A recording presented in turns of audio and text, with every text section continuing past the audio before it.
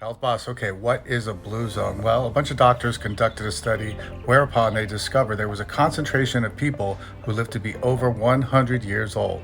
So it just so happened these doctors were able to connect dots.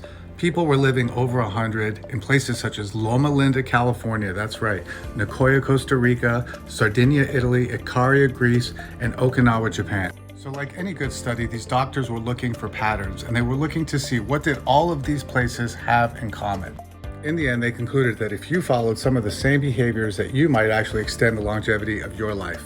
So the first thing all of these blue zoners had in common is that they actually grew the majority of their own vegetables. They had their own gardens. They tended to their gardens daily. They actually loved the food that they ate, and the food probably loved them back. So naturally, the next commonality they're going to have is that the majority of them ate a plant-based diet, where the majority of food was about 80% fruits and vegetables and about 20% protein in the form of meats. Let's not forget now that tending to a garden as you get older is actually exercise work, but it's good exercise and it exposes you to vitamin D. So to the doctor's great surprise, they found a big concentration, a big population of people living over 100 in Loma Linda, California. But it had to do with their religion, which happened to be Seventh-day Adventists, and they just so happened to be vegetarians.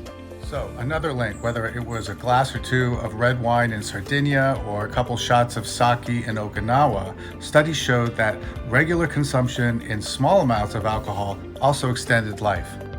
So another significant link had to do with most of them coming from a community. Every day, whether it was a large family or a large group of friends, they had a sense of purpose.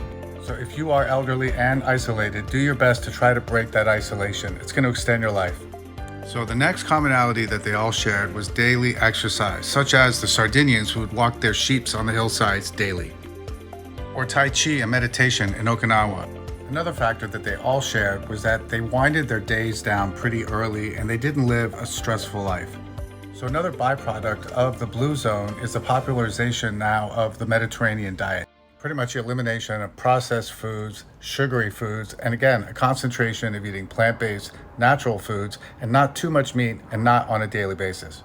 Let me get out of the way so you can take a still shot so you just get an idea of what the blue zone diet requires.